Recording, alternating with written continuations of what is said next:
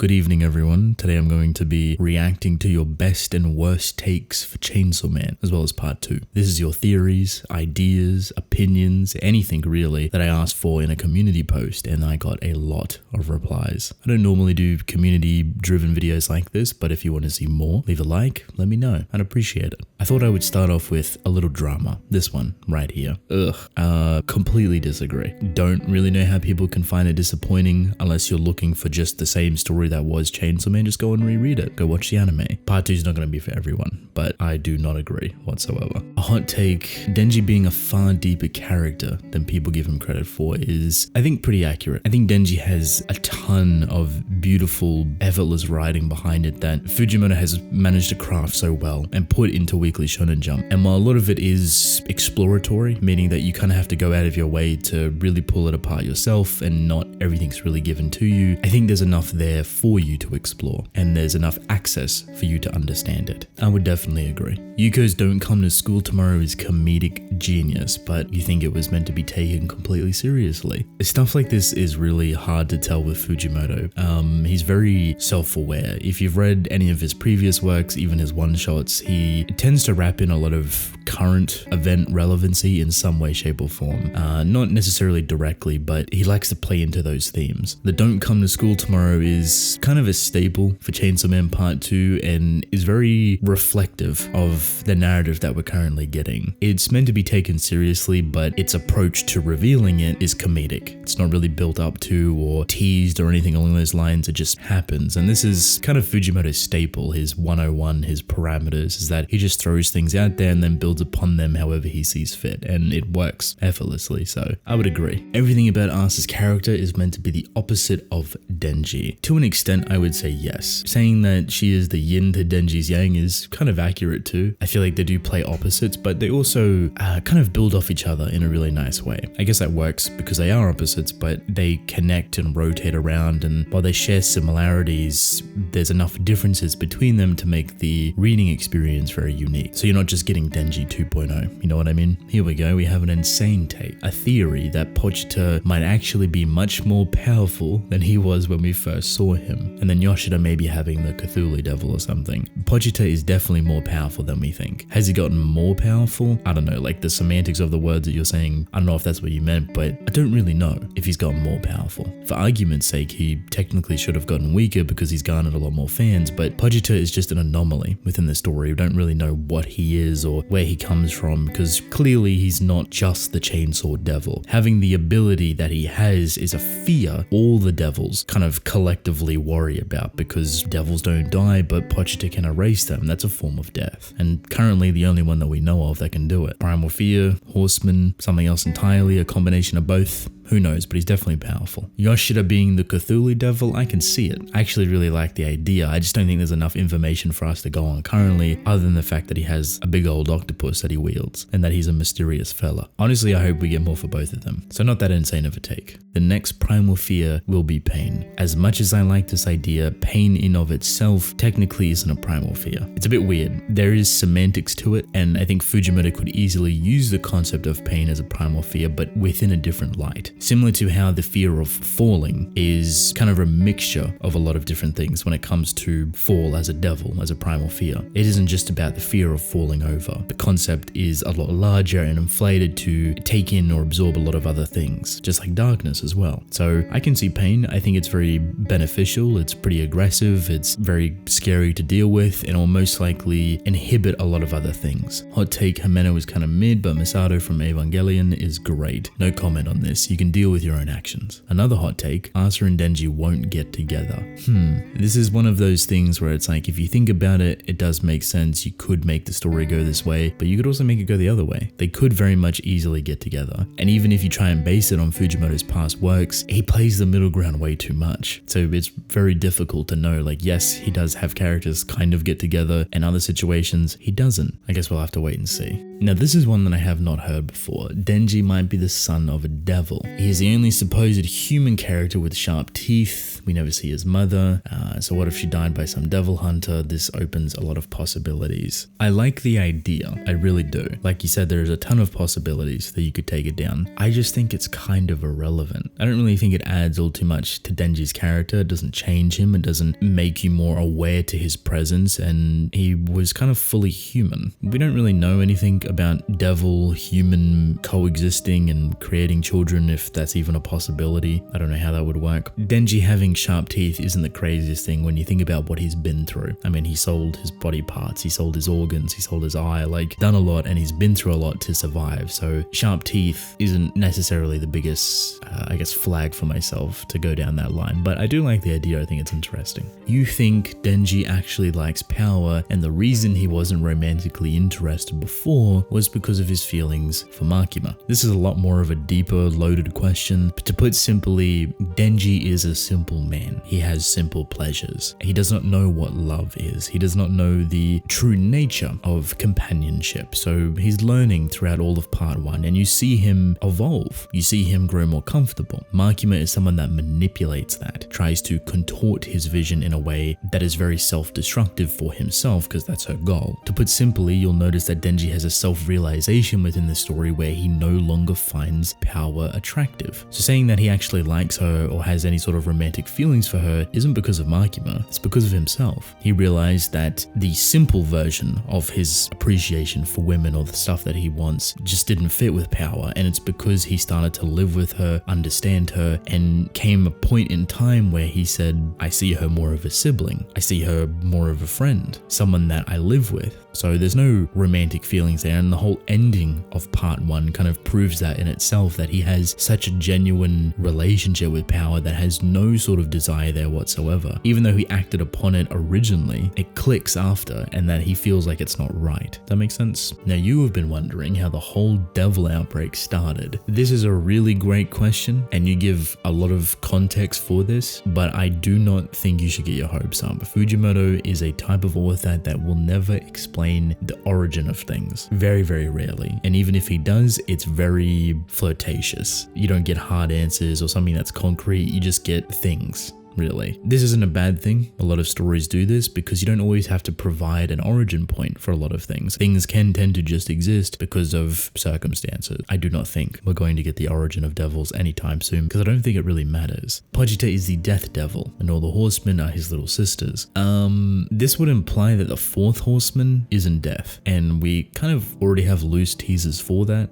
It could be different, it doesn't have to be the death horseman, etc., and Pochita could be that, but then again, I don't really know. We know they've fought multiple times before, all of the horsemen, some primal fears, some big devils, etc. So all we know currently is that Pochita is a weird little fella. Well, this is a long one. Denji will die in the end permanently to his heart disease, shown in chapter 1. You go on to explain some pretty interesting things, but there's some things here that don't really line up. You do have great explanations for like the mold thing and potentially stuff not disappearing, but at this point I don't think Denji can die, at least in the typical of senses when it comes to human situations. Even though you explain the mold thing technically, and if we're going off what we've seen so far from Pochita, he has taken over his whole body. There's nothing really human about Denji's body now. It is completely and entirely Pochita, and Pochita is his heart. So much so that Denji can throw a portion of his body, normally his heart, and mold around it entirely, completely getting rid of the previous body. So unless the mold has affected Pochita, which for me currently is kind of hard to believe because of what Pochita is, I don't really know.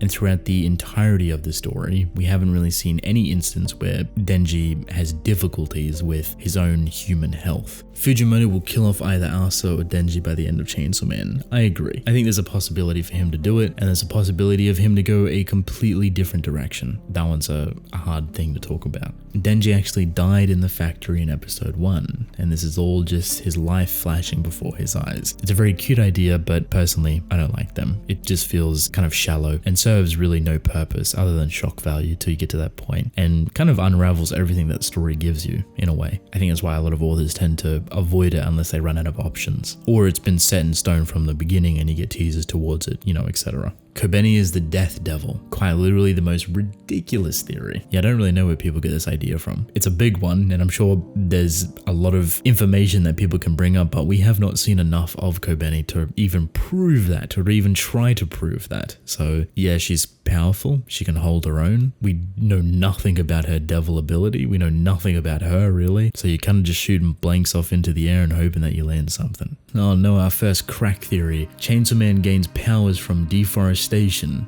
That's why he's still strong, because even though people love him, the trees have feelings, and the trees fear being cut down. This is kind of funny, and I feel like Fujimoto would do this. Not as like a serious plot point, but like a haha funny plot point that's just thrown in there. It's cool, I like it. Here we go, a hot take. Makima had potential to be this level of villain. Gohan? What do you mean Gotham? I'm trying to figure out the difference between the two. If the author had given her more time to shine, but her potential got wasted. I'ma stop you right there. Her potential was not wasted. I heavily disagree. She played a role, she played a part. You got everything from her. You got a conclusion from her, from start to finish. I don't really know how much more you would want or even get, because you know what her true purpose is. You know she's not the evil, sinister villain that a lot of people portray her as. She actually had her own personal goals that were complete opposite to what her abilities reflected, so she was beautifully handled, I would say. Putting her on the scale of being this massive all-time villain of the story is just asking to limit yourself for no reason.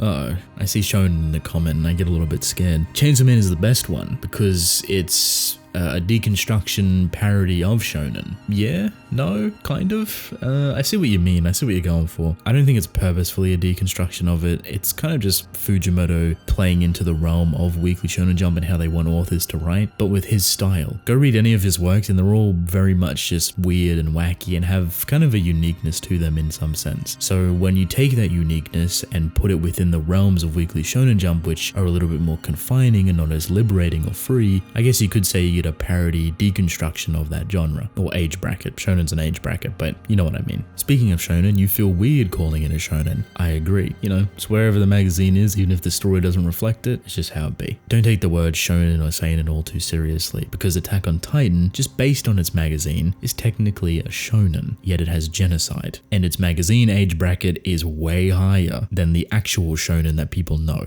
It may not be a hot take, but I feel like the side cast in Chainsaw Man Part 2 is very lacking. Funny enough, it actually isn't a hot take. I thought about it for a second, I was like, it's kind of like a lukewarm, but I agree. But not in the disrespectful department. I think this is a very personal story about Asa. You had all of the side casts and a great showcase of a lot of people within Part 1. And you have great characters in Part 2 as well that aren't the main character. You have Yuko, for example. It's generally not the main focus. It is all about Asa and unraveling her and understanding it, so it feels a lot more personal, it feels intimate, and that change in perspective I think is really nice. You get two different stories now. Part 1 handles a lot of things a lot of the time, Part 2 personal, and you clash those things slowly together and you get a very beautiful story, at least in my opinion. I'll say it now, I underestimated how many responses I pulled out. This is long. I hate when people get annoyed by the sexual undertones of the story. It's supposed to be like that. I agree. For a shallow answer, I honestly think it's because it's where it's published, because no one has any real problems with Fire Punch, for example, or even any of his one-shots that have a lot of mature or sexual undertones to them that he utilizes so efficiently. They're not just there for fan service. I don't think he's ever really done it for fan service. There's always an element that relates it to a character or how they feel or trauma or the reflection of the harsh world that it takes place in. So it's always being utilized as a component to something else, which doesn't always have to be the strongest of things. Chainsaw Man, I feel, is a little bit more conflicting with people because it can be a lot more relatable. It's within a real world setting, but you're also dealing with characters that are teenagers that are seeking a lot of this stuff. So it's kind of natural towards them. And for the first time, you're seeing an author utilize it in a way that is a little bit more direct within a magazine that never really plays upon it at all. This is a magazine that has been born and raised off playing this one-sided love and doing all of this for a character that's never going to love you. So now that Fujimoto is out of that magazine and is allowed a lot more freedom to write things the way he wants to, you're seeing it played upon in a lot more of a natural, thought-provoking and interesting way. At least that's how I feel. Of course, people can feel however they want to feel about it. If you don't like it, you don't like it, and there's a lot of other stories to read. I'm not laughing at the comment, I'm laughing at the monkey. Makima ain't even a baddie. Oh, this is gonna be a hot take. My one issue with part 1 is that the reveal of what was behind the door was incredibly underwhelming and didn't live up to the build-up. It added almost nothing to the overall story. I'm gonna stop you right there. Completely, entirely with my every fiber in my being disagree, right? And I don't hate you for this. I want to clarify. I'm not gonna sit here and think you don't understand Chainsaw Man's story, but the door, right, just like every other door in Chainsaw Man, serves as a purpose of traversing trauma. Denji's is very different because the way he understands his own trauma is not like a normal human being. So it's not played upon as being a build-up. Fujimoto throughout the story barely builds it up in a normal way. There's a somewhat constant reminder to you, but you'll notice that the manifestation of that door is protected by Pochita. So even when you find out what's behind it, you should already know that it's trauma. It doesn't matter what trauma is behind it, what big event happened to make him this way, it all equals to the same thing, that he had to seal it off to protect himself as a child. And it's kind of odd to say that doesn't add anything to the story, because the reason Denji is the way he is right now is because of that door. The reason Denji does not act or function like a normal human being, the reason he's never had friends, the reason he can't think properly, the reason he is like 16, 17 but acts like he's 12 or 10 is because of that trauma. It stunts your growth. You don't age normally. His mental and emotional capabilities are very low functioning in that regard because of the amount of trauma he's experienced. So it has added everything to the story. It's kind of the crux of the story. It's the heartbeat of the story. And for Denji as a character, Makima knew this, hinged off it, and played within it so constantly. That's the point. Chainsaw Man's story is all about that door, is all about Denji, is all about trauma. I completely disagree, but you have the right to feel how you do. You have a second part to this for part 2, and that you're not liking Naruto so far. She's been in like 2 chapters. I don't know what necessarily you want from Naruto when she's been in 2 chapters, you know? Of course she's gonna get played upon more and fleshed out more with time, but it seemed like you kind of jump into like a pretty big conclusion before you get anything for something, you know? It's like, oh, I hate this person, but you've only seen that person once. How you gonna hate him? Why don't you just kind of sit in the middle and be like, oh, you know, I'm indifferent about her, but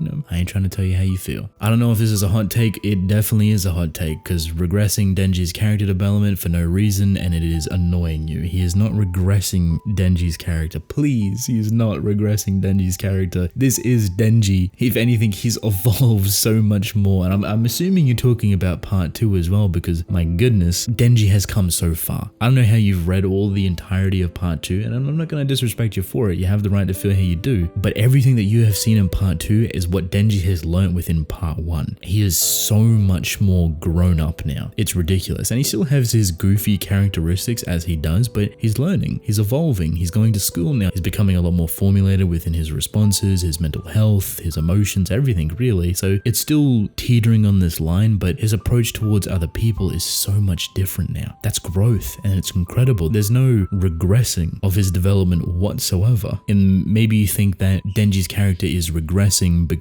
it's not getting development as consistently as it used to. It's not regressing. It's definitely getting development. You're definitely seeing different angles of Denji you've never seen before, only because of the stuff he's learnt within part 1. But the focus has shifted. We are now looking at Asa and Yoru, and we're looking at how they combine together. Maybe the story is just not for you, if it does actually annoy you. I feel like I just added all the negative ones for the end. What happened? Fujimoto low-key fumbled the bag when it comes to Makima. She served her purpose, but she's a god-tier level villain, and I highly doubt when it comes to any other aspect, he's ever gonna top her. Why does he have to top her? Why are we thinking about Chainsaw Man like it's this villain of the week type of story where we have to have villains come in to control how the narrative comes together? It's funny when people talk about Makima as this big bad god-tier villain because of how well she was written, but never really understand the purpose of what Makima was doing. Chainsaw Man doesn't need an opposing big bad villain to operate successfully. Makima's goals weren't actually villain-like. It was very selfish. It was personal. If you want to pull it apart further, it was kind of benevolent. She wanted to get rid of all the evil within the world, which, you know, debatable and how good that would actually be because you have to have a balance, but she was obsessed with Chainsaw Man. She wanted to be one with Chainsaw Man. She wanted to be loved. She wanted to have a family. So even though she has a lot of evil and malicious malicious qualities, can you truly blame her? That's the beautiful part of her character. We don't need something like that again. We're just treading the same water. Yeah, we can have Fami, we can have Nostradamus' prophecy, we can have Fall, we can have the Death Devil, and all of these things can operate in response to what's happening in part 2, but they never have to be the overarching villain. This is a story about Asa. This is a story about her growth. This is a story about how she correlates and connects with Denji. We don't always need that type of villain to be above to dictate where we go. The reason that you may feel like this is because if you read a lot of Weekly Shonen Jump stories, they have this module. This is a formula that they follow, that they always have to seek out something within the future. But you know that a lot of other stories don't have that type of direction. Fire Punch is incredibly enjoyable, and it doesn't really have a big bad villain. It has a purpose, it has a direction that it's going, but the villain barely even operates within the story, if you want to consider it like that. I guess just a bit of food for thought.